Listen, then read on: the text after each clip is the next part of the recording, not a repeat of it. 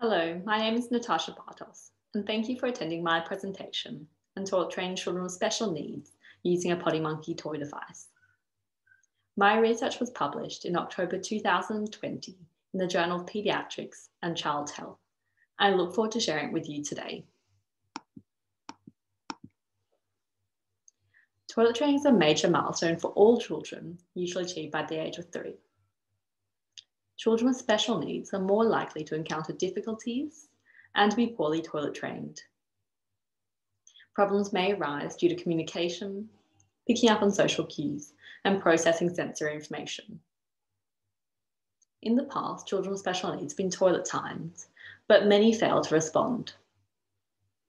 My research team found a paucity of evidence into the best methods to toilet train children with special needs, though there was some suggestion that modelling could be an effective strategy to teach children to acquire new skills. In 2010, my research team attended the ICCS conference in San Francisco and encountered what we felt might be the solution. Meet George, the potty monkey. He comes with a flushing toilet and an alarm, which can be set at 30 or 90-minute schedules. At the set time, George prompts the child to take him to the toilet. I need to go potty. Let's go potty. He expresses delight if he's taken and disappointment if not. My research team hypothesised that George could be a useful tool to toilet train children with special needs. We believed Potty Monkey offered a fun and visual way to model correct toileting.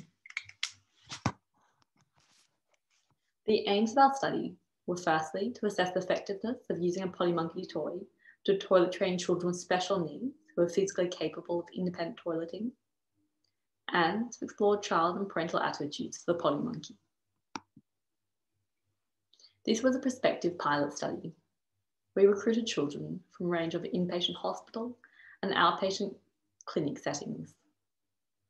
We included children aged 4 to 10 years who were not yet toilet trained, had physical ability to self-toilet, and could understand and follow simple instructions. And we excluded any children with severe neurological or urological conditions. We gave all children a Potty Monkey, and we encouraged parents to take the child to the toilet at the same time, providing modelling and positive reinforcement. We collected data at baseline and at end of treatment, and this included a modified PINQ score, which is a quality of life score related to bladder issues with a maximum score of 7, as well as a diary. We followed children for a minimum of 6 months, and a researcher phoned monthly and at the end of 6 months. Primary outcomes were achieving continence, and secondary outcomes were time taken, improvements, acceptability of treatment, adverse effects, change in quality of life, and parental feedback. This is our table 1, our baseline data. We recruited 21 participants to our study. The average age was 6.3 years. The average PINQ score was 3.3. Most children had previous attempts at toilet training. The majority had more than 2 urinary accidents per week. Days that the Potty Monkey used ranged 0 to 156, and the average was 47. 8 participants never used Potty Monkey. This is our end of treatment data. 50% of families felt the child had improved in toilet training status. The average PINQ score was very similar to baseline. More than half of families felt the treatment had been helpful, and there was an overall improvement in the frequency of urinary accidents. Child attitude to Potty Monkey varied, and there were 2 adverse effects, including caused embarrassment. We examined participant factors that may have impact on treatment outcomes and adjusted for confounders using logistic regression. Given the small sample size, we were unable to show a difference in rates of toilet training for children of different ages, gender, number of days using Potty Monkey, and toilet training status at baseline. In summary, despite being enthusiastically received at the start of treatment, Potty Monkey did not achieve the outcomes we'd hoped. Our study was unable to show that Potty Monkey helped toilet train children with special needs, though he may work for children without special needs, as we did find some siblings embrace Potty Monkey.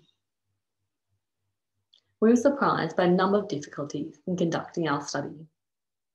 Primary challenges were recruiting a larger sample size, despite how common toilet training issues are for children with special needs, collecting data, and compliance to treatment. The lessons we learned in our study were that for families, the strict 30 or 90-minute time schedule for Potty Monkey often didn't fit in with the family routine, and this was exacerbated when the child went to the school or to dad's house, or the unpredictability of the weekends. For children, the main issues for not liking Potty Monkey were embarrassment, sensory issues, and being developmentally not ready. Feedback from families was that the child didn't like the fluffy toy, the babyish language, and the American accent. Our study gave us an insight into complexities of conducting research in this population. Families are often preoccupied with other health and life concerns to prioritise toilet training, and we believe any future research in the field needs to be engaging to children and reduce the burden of participation for families. We thank the Australian Bladder Foundation and all the children and families who participated in our research. And thank you for attending my talk. I look forward to your feedback and any questions, and I hope you enjoy the rest of your ICS conference. Thank you.